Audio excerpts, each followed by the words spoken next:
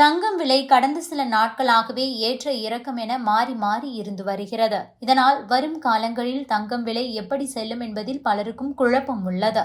இதற்கிடையே தங்கம் விலை இப்போது ஏன் இப்படி இருக்கிறது, வரும் காலங்களில் அது எந்த அளவுக்கு குறைய வாய்ப்புள்ளது என்பது பற்றி ஆனந்த் சீனிவாசன் என்ன சொல்லியிருக்கிறார் என்பது பற்றி பார்க்கலாம். தங்கம் விலை இன்று உயர்ந்திருக்கிறது. அதன்படி 22 கேரட் தங்கம் விலை கிராமுக்கு 110 ரூபாய் உயர்ந்து 1 கிராம் 11,410 ரூபாய்க்கும், சவரனுக்கு 880 ரூபாய் உயர்ந்து 1 சவரன் 91,280 ரூபாய்க்கும் விற்பனை செய்யப்படுகிறது. 18 கேரட் தங்கம் விலை கிராமுக்கு 90 ரூபாய் உயர்ந்து 1 கிராம் 9,515 ரூபாய்க்கும், சவரனுக்கு 720 ரூபாய் உயர்ந்து 1 சவரன் 76,120 ரூபாய்க்கும் விற்பனை செய்யப்படுகிறது. வெள்ளி விலையும் கிராமுக்கு 2 ரூபாய் உயர்ந்து 1 கிராம் 167 ரூபாய்க்கும், 1 சவரன் 1,67,000 ரூபாய்க்கும் விற்பனை செய்யப்படுகிறது. தங்கம் விலை கடந்த மாத பிற்பகுதியில் கணிசமாக குறைந்தது. சமீபத்தில் 1 சவரன் தங்கம் விலை 90,000ற்கு கீழ் கூட போனது.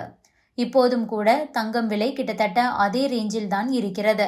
ஒரு நாள் சரிவு, ஒரு நாள் ஏற்றம் என மாறி மாறியேதான் உள்ளது. இதனால் வரும் காலத்தில் தங்கம் விலை எப்படி செல்லும் என்பதில் குழப்பம் உள்ளது.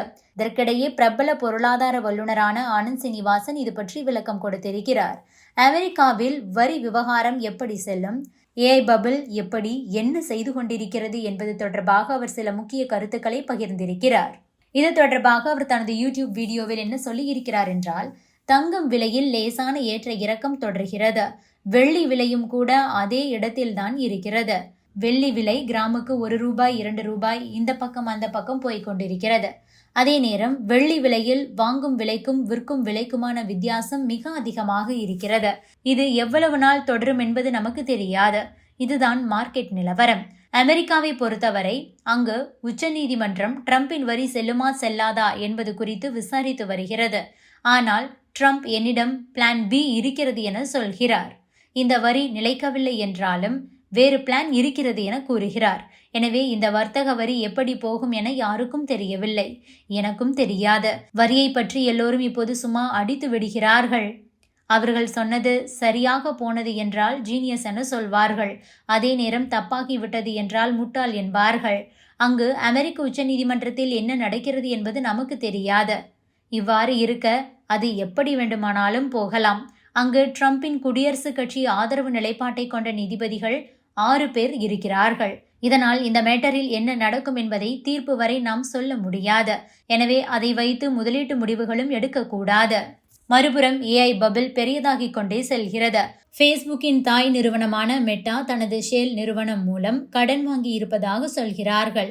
இதெல்லாம் ஒரு எச்சரிக்கை மணிதான். அமெரிக்கா ரொம்ப நாட்களாகவே பொருளாதார மந்த நிலையை தள்ளி போட்டு கொண்டிருக்கிறது. அதே நேரம் இவையெல்லாம் எப்போது வெடிக்கும் என்று யாருக்கும் தெரியாது. எனவே தற்போதைய சூழலில் தங்கம் விலை நல்ல விலையிலேயேதான் இருக்கிறது. எனவே தங்கம் விலை பெரிய அளவில் குறையாது. அதாவது கிராமுக்கு 1,500 முதல் 2,000 வரை சரிவது கஷ்டம். அப்படி தங்கம் விலை சரிந்தால் மற்ற எல்லா சொத்துக்களும் கூட வீழும். அதுதான் இப்போது நிலைமையாக இருக்கிறது என சொல்லி இருக்கிறார் Anand Srinivasan. Subscribe to One India and never miss an update.